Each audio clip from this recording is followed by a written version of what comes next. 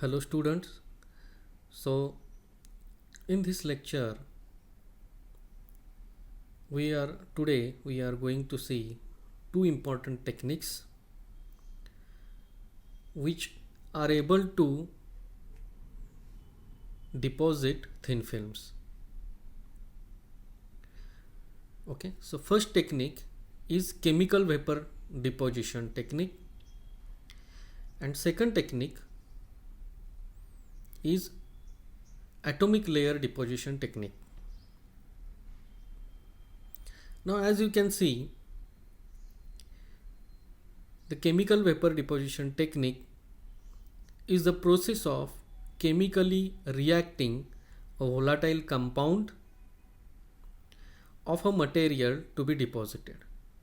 Okay, so you have to remind that thin film contains two components. One is substrate and second is film of the material. Okay, depositing material. Okay, so here in this process what is basically happening is the volatile compounds of representative materials, okay, starting materials, it is also called as starting precursors. Okay, so we have to convert them in the form of vapor.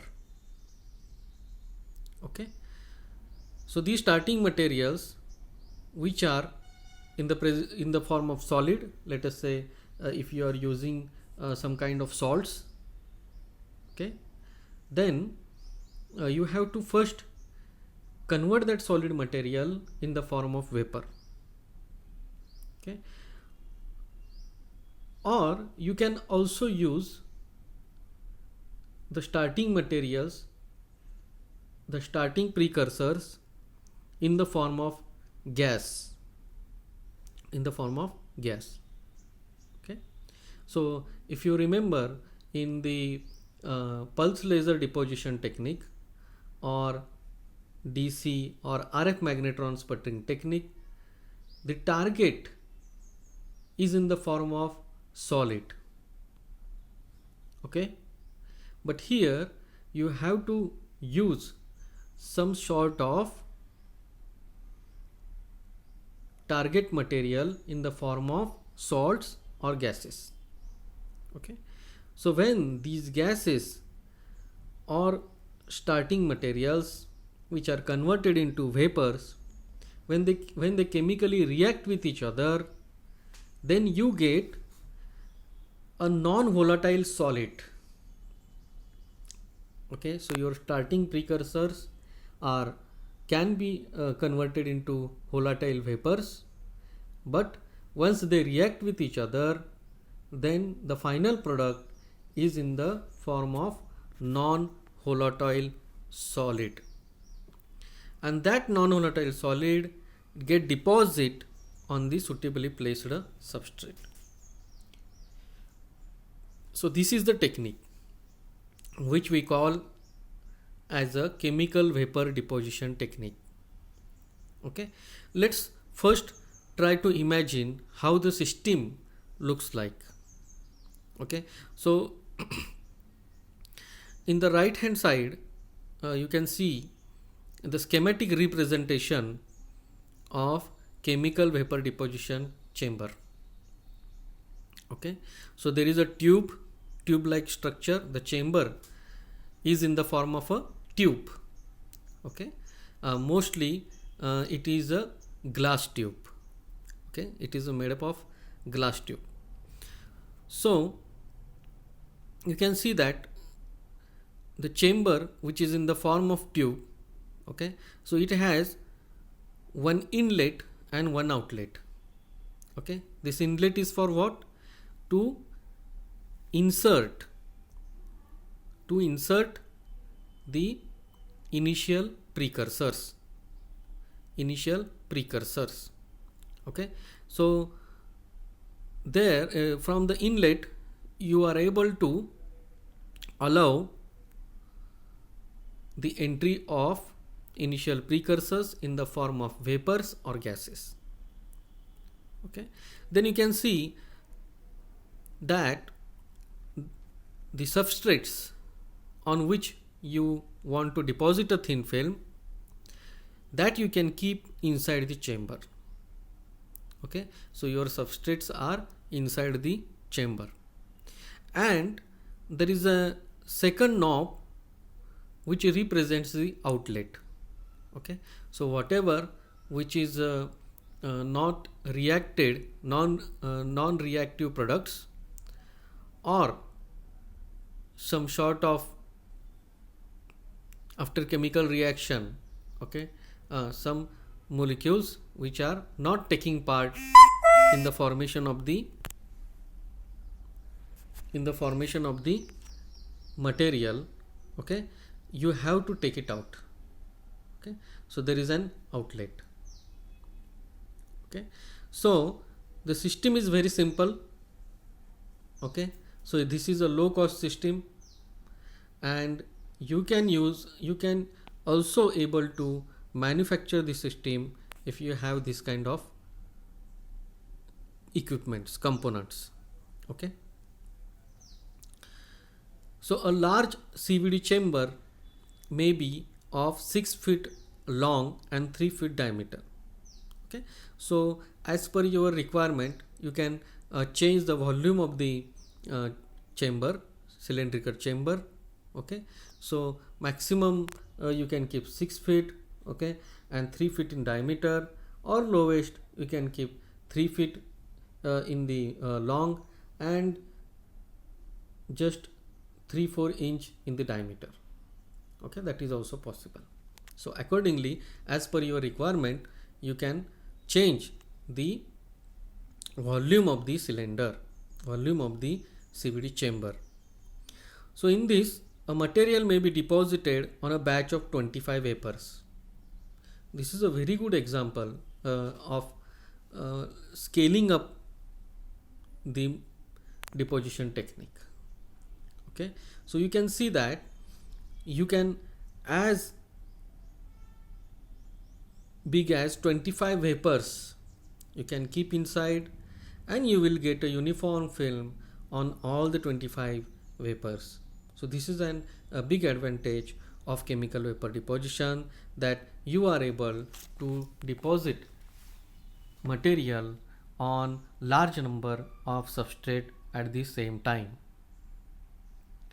So chemical vapor deposition chamber will have pipes and automatic valves to create vacuum. Okay, now here I will go in detail in next few slides that it is also possible to deposit without vacuum. Okay, but it has been observed that if you use some sort of vacuum, okay, then the quality of deposition of thin film is quite good. Okay, so what you can see the components is the pipes, automatic valves. The valves are used to create vacuum and to supply desired gases at controlled rates. Okay, so this is very important, that the gases which are you are inserting, okay, it should not be in a big shot. Okay, you have to pass the gases, you have to pass the vapors in a controlled way. Okay, in a controlled way, and the rate of the passing of the gases, the rate of passing of the vapors, okay, should be not too slow, not too high. That you have to optimize. So the material will be deposited, for example tungsten will be in the form of solid compound or gaseous form. So if you want to deposit tungsten, okay, if you want to deposit a thin film of tungsten on some substrate, then what you need is the initial precursor in the form of solid compound, okay, or you can also use a tungsten based gas. Okay, that we will see some of the examples in the next slide. The CVD chamber will also have facilities to heat the vapors in controlled fashion. Okay, so already what you are inserting is in the form of gas or in the form of solid compound vapors. Okay, but okay, we don't want the film which is amorphous in nature. Okay, so for certain kind of reactions to take place on the substrate, we have to supply heat. Okay, we have to supply heat energy. As you can see, the situation, okay, is shown on the below schematic image on the right hand side corner of the slide. Okay, so there are two types of heating you can supply. Okay, one is called as a hot wall CVD chamber, and second is called as a cold wall CVD chamber. Okay, hot wall CVD chamber means the walls of the chamber, okay, are heated. Okay, so you can insert this entire chamber in a furnace, in a tube furnace. It is called as a tube furnace. Okay, so that the chamber, okay, you can heat it with the help of furnace. Okay, so this is a hot wall CVD chamber. Okay, you can see the heater are placed. Okay, actually this is a schematic, so try to understand that the cylinder is the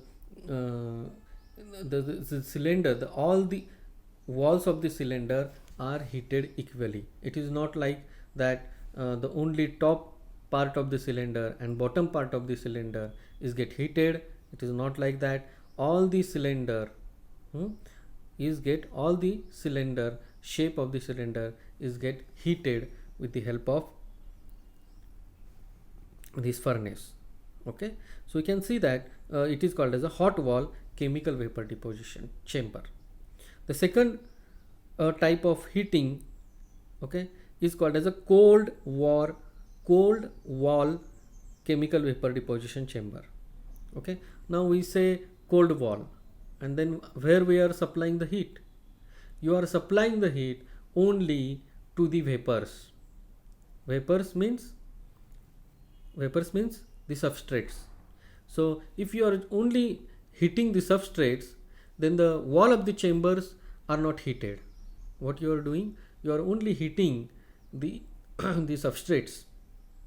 Okay, if that is the situation, then you call this as a cold wall chemical vapor deposition chamber. Now let us try to understand what different things are happening inside the chamber while we are depositing the material with the help of chemical vapor deposition technique. So you can directly observe the schematic representation of the things which is happening inside the chamber. Okay, so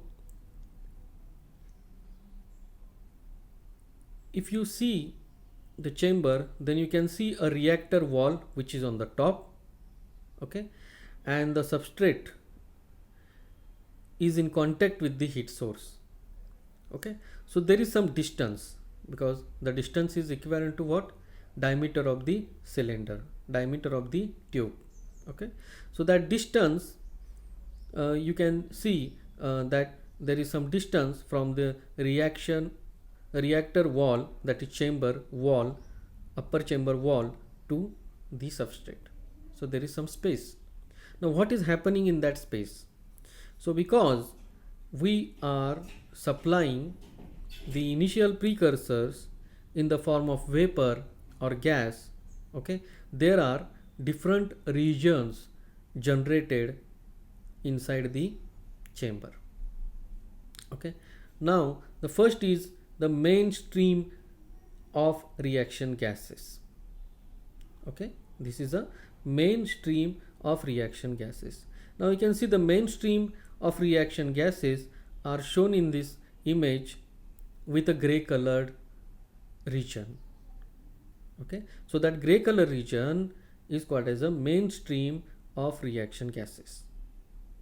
So this has high vapor pressure, so insignificant contribution to the thin film deposition, because all the gas molecules, all the vapors, okay, they are passing through the chamber, okay, but the vapor or the stream which is near to the top reactor wall, okay, it has a very high pressure, okay, so they, without any interaction with the substrate, they just pass from one end of the chamber to the another end of the chamber, okay, and that's why they are not contributing for the deposition of thin film, okay.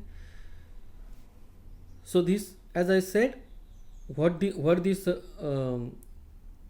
gas stream or vapor contains, it contains the reactants, okay, which are expected to get reacted on the surface of the substrate, okay. So these reactants are nothing but the initial precursors which are in the form of vapor or gases.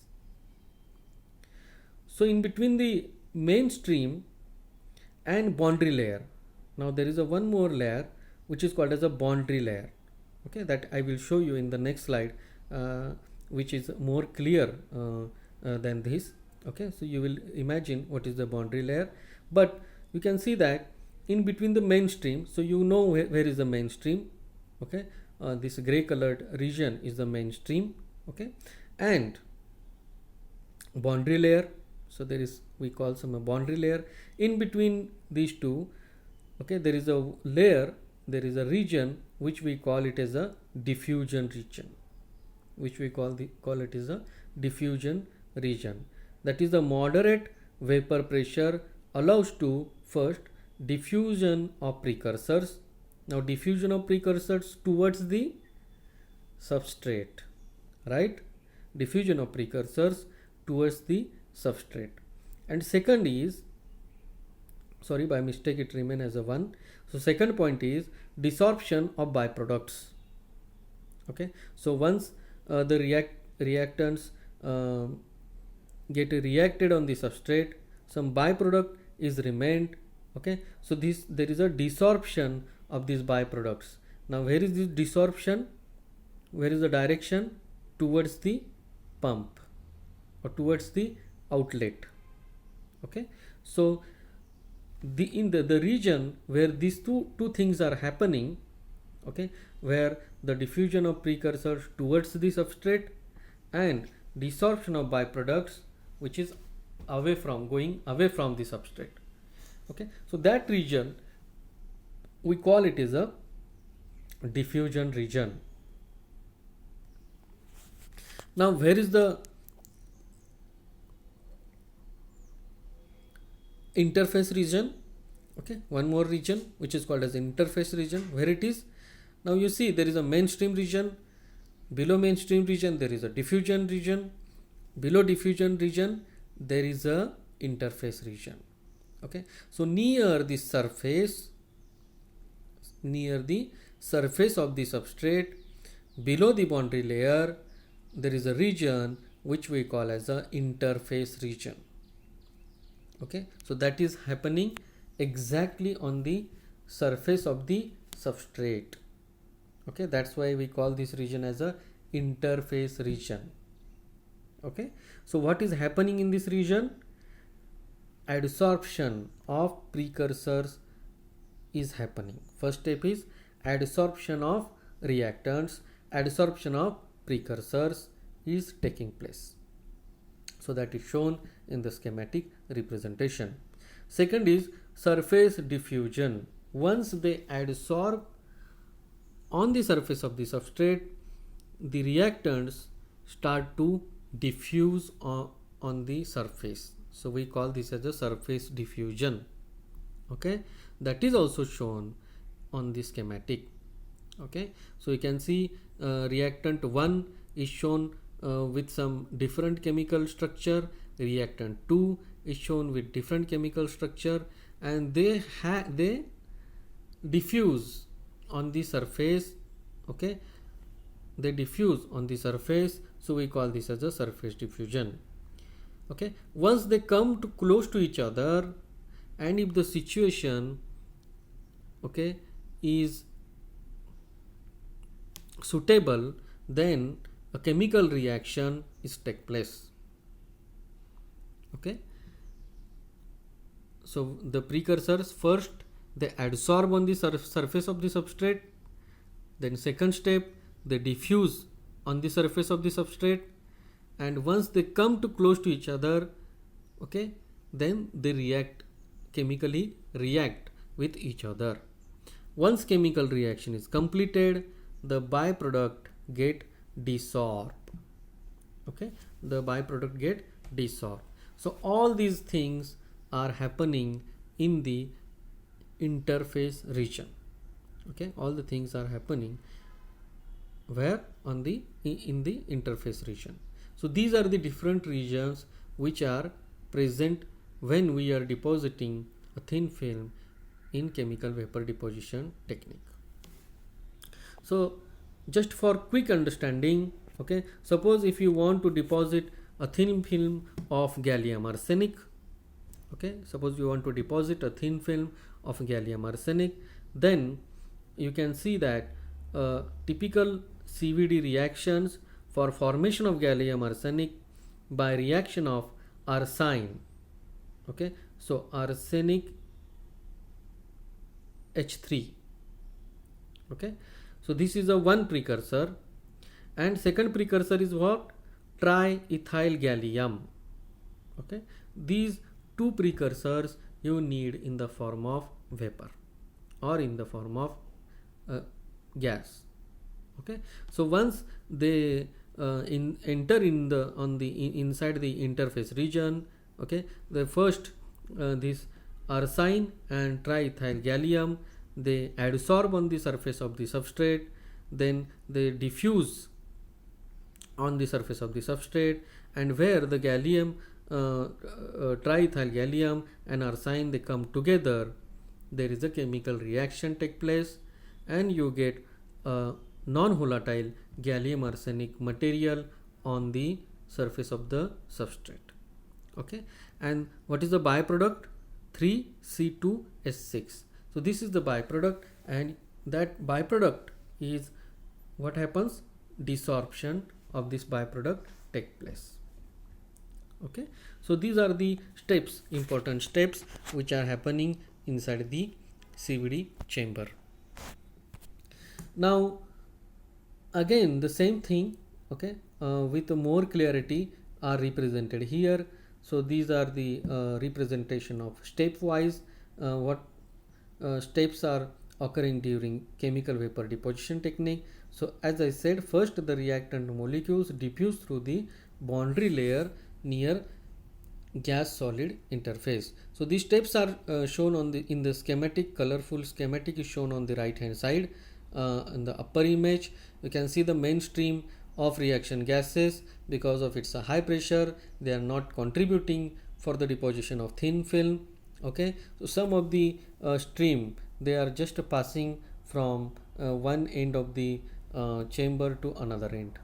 Okay, but some of the gases which are very close to this diffusion region, they what happens? They diffuse the reactants. They diffuse in the diffusion region. So there is a first step which is diffusion of precursors is take place, and as I said, there is a boundary layer. Okay, which is boundary layer is basically separating this interface region and diffusion region. Okay, so once the precursor has entered in the diffusion region, it keep on diffuse until it get adsorb on the substrate. Okay, so second step is adsorb on the substrate. In the third step they diffuse on the substrate. In the fourth step they react with each other and solid product is formed. Okay, and any gaseous byproduct form may be adsorbed on the surface. Next they desorb and diffuse towards diffuse outwards into the gas stream and get carried away. Okay, so the same thing which I explained in the last slide is shown in a more clear way. Okay, and as you can see here, there is a one more example is shown in the schematic image in the right hand side. In the below image, you can see there is a mass flow controller, MFC. Okay, so MFC means mass flow controller. So as I said, we have to insert the gases in a controlled rate. So if you want to control the rate of the gases, then you can use the mass flow controller meter. Okay, as you can see, there is a molybdenum based gas, tungsten based gas is there, and second reactant you need, so that is a chalcogen. Okay, and both of these reactants you have to insert with some controlled rate inside the chamber, and you have to attain that suitable condition where they react with each other, and then what happens, the reaction, the deposition of thin film take place. Okay, now you can see there are several types of chemical reactions are take place in the chemical vapor deposition process.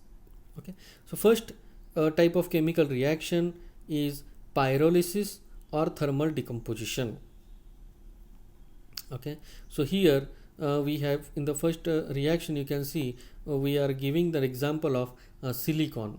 So suppose if you want to deposit a thin film of silicon on some substrate, then you have to use SiH4 in the gaseous form.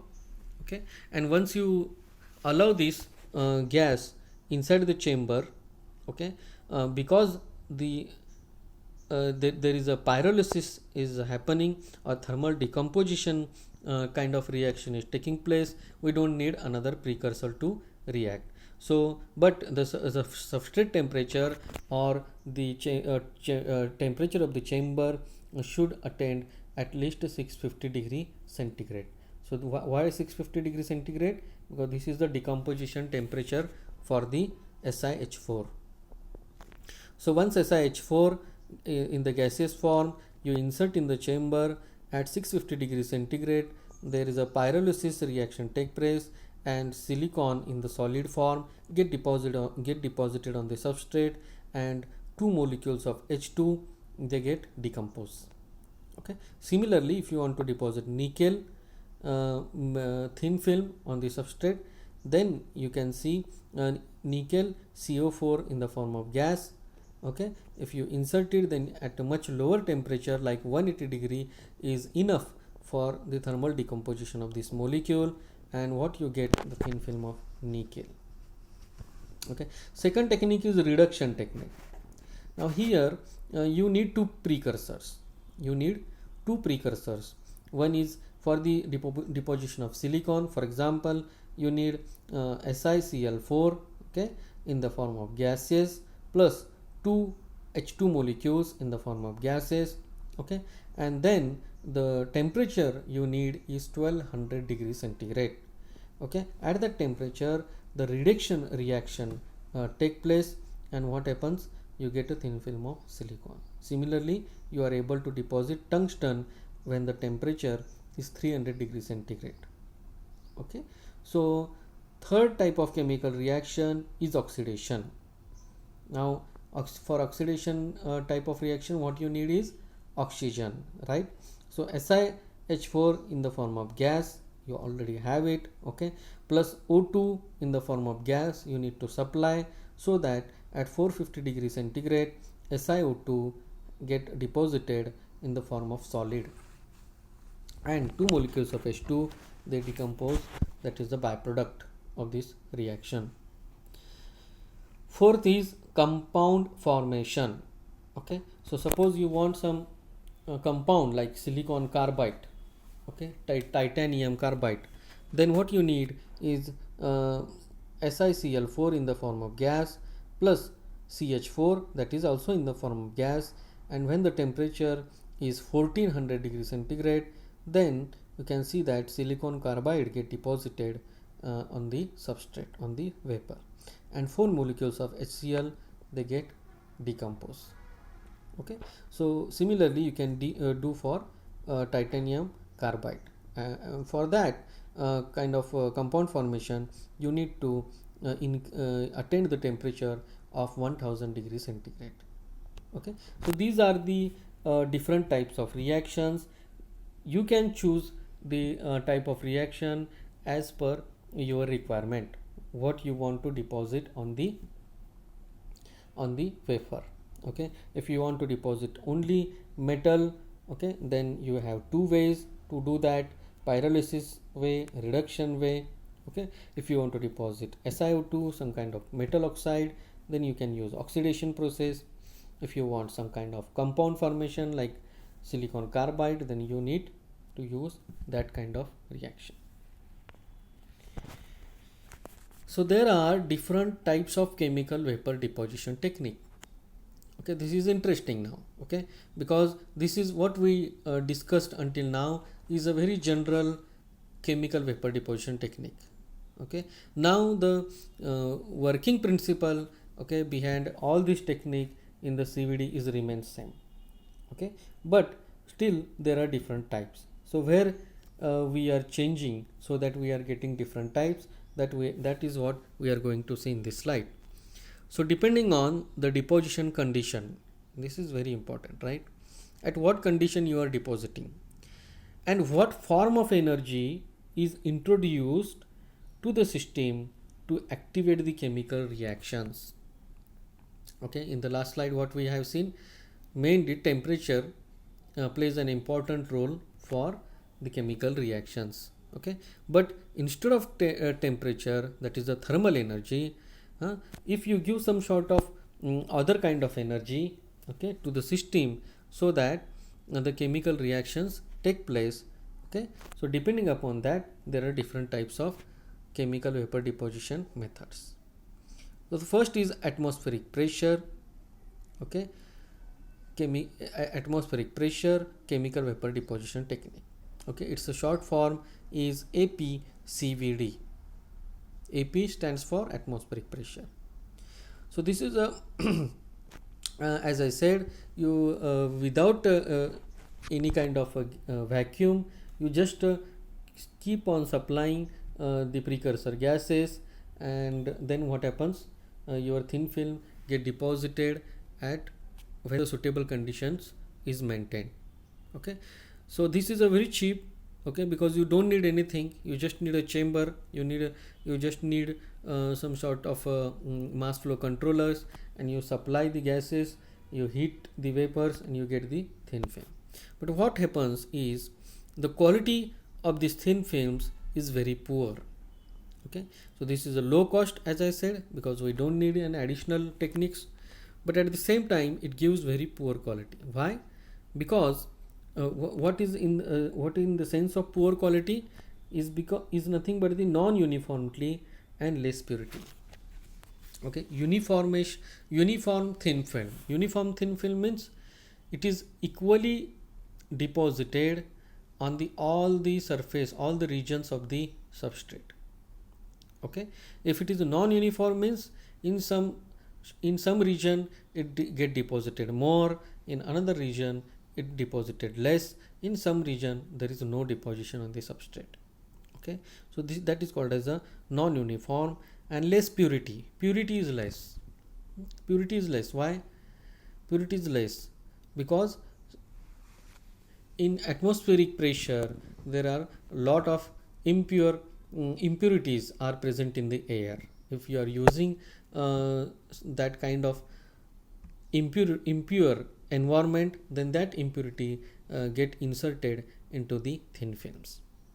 Okay, so you can imagine why there is a poor quality, because as you can see that there is a large number of scattering of these precursors take place because of large number of air molecules which are present in the chamber. Okay, because it is atmospheric pressure. Okay, So so the precursors get lot of obstacles in between, they get scattered and they get randomly deposited. The second type is low pressure chemical vapor deposition technique. It's a short form is LPCVD. Okay, now this is important. You just need a vacuum pump, okay, and you don't need very high pressure. Okay, you just need some 0.1 to 10 millibar pressure. Okay, so that is below atmospheric pressure. You don't need very high vacuum basically. Okay, you don't need very high vacuum. Okay, you just need pressure which is below the atmospheric pressure.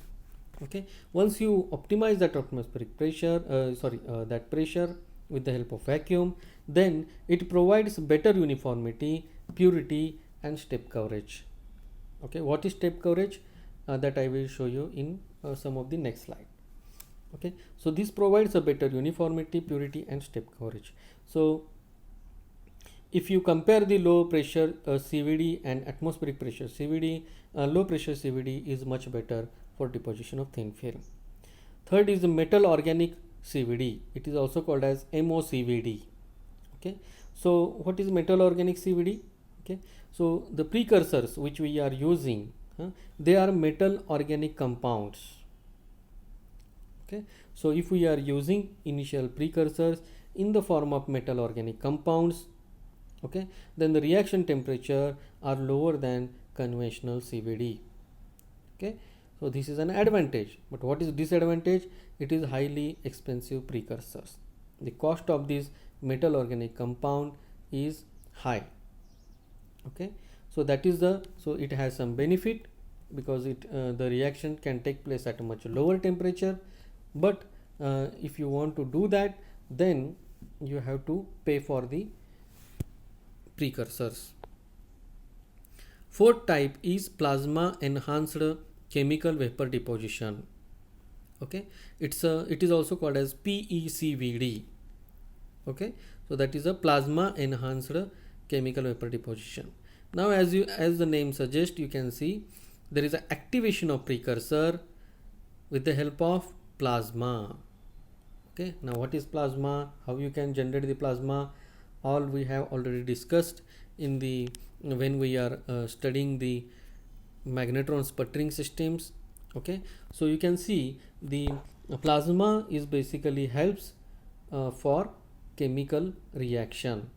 Okay, so instead of heat, if you use plasma, okay, then what happens, you can lower the substrate temperature, and that is the advantage, that if you are able to deposit at low temperature, you are also able to deposit thin films on flexible substrates, plastic substrates.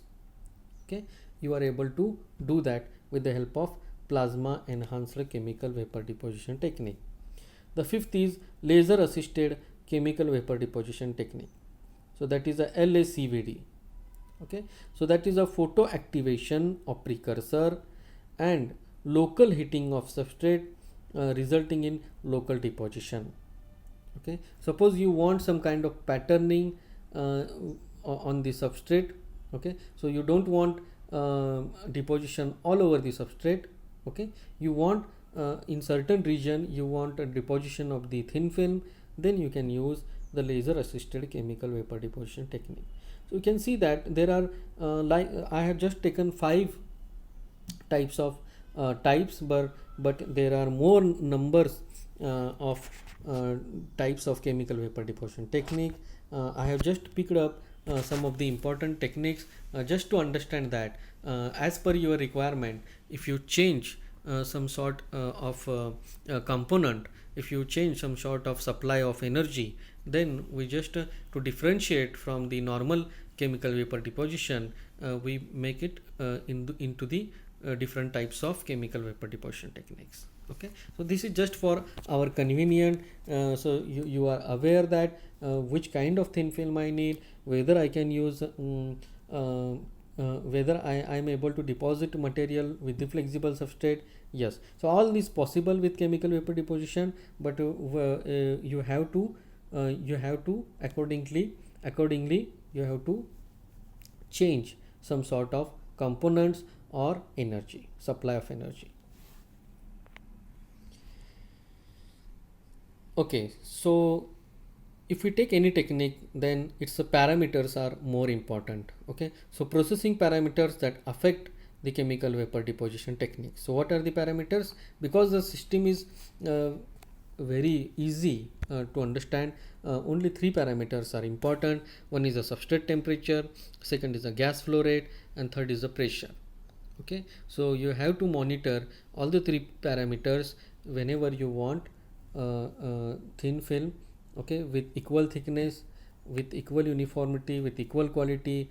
Okay, each time if you want to deposit it, then what you have to take care of these parameters. What are the advantages of chemical vapor deposition technique? First is the reaction can often be arranged to be selective. Okay, so depositing material only in certain regions of the substrate rather than covering it with a blanket layer. Okay, so reaction should be selective. Okay, the reaction, okay, should be selective, because the material which we want to deposit, okay, we don't want it in only certain regions of the substrate, okay, rather than covering it with blanket layer. Okay, so the precursors, the reaction which we are using should be selective. Second, that it covers a rough surface relatively uniform. So this is an advantage, right? It covers a rough surface relatively uniform. So if your substrate is rough, okay, so suppose if you take a glass substrate, then you know that it is very smooth, okay, its roughness is very less. But if you use some stainless steel substrate, then there is a large number of roughness is present. Okay, the surface is highly rough. So even on that kind of substrate, you get a uniform thin film. Third is it uses source materials that flow into the process chamber from external reservoirs that can be refilled without contamination of growth environment. Okay, now because your precursor materials are not kept inside the chamber, okay, where they are outside the chamber. So once the precursor is finished, then what you can do, you can refill it from the outside without contaminating the chamber. Okay, so we need not to open the chamber for inserting the targets. So that is happening with the case of PLD, with the case of magnetron sputtering technique. What we have to do, because the targets are inside, we have to open the entire chamber to fix the targets if the target got finished. Okay. So that is not required here. The fourth is it can provide a 3D deposition. It can provide a 3D deposition. So suppose if you use some kind of a technique where basically you are able to rotate the thin films, and your thin film is in the form of a 3D kind of quality. Okay, then what is happening, if you rotate in with some RPM, okay, then you are able to deposit the thin film from all the direction, because the vapors, the precursor vapors, they are in the form of gas. So that is the advantage of this technique. What is disadvantages? High substrate temperature. Okay, in some techniques, reaction where we are seeing the different types of reactions which are happening in CVD chamber, you can see that the as high as 1400 degrees centigrade is required for some kind of reactions. Okay, so substrate temperature is high. Second is precursors not existing for every element. Okay, so suppose you want to deposit some material before deciding to deposit with CVD, you have to first confirm that its initial precursors are present. Its initial precursors are present in the form of compound or in the form of gases or not.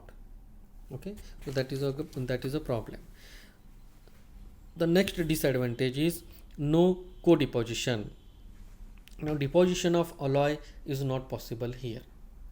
Okay, deposition of alloy means, as I said, it is a combination of two metals or three metals. Okay, copper, zinc, okay, is an alloy, so it is not possible to deposit alloy. Okay, so these are the advantages and disadvantages of this technique. Okay, so we will stop here. In the next lecture we will see the atomic layer deposition technique.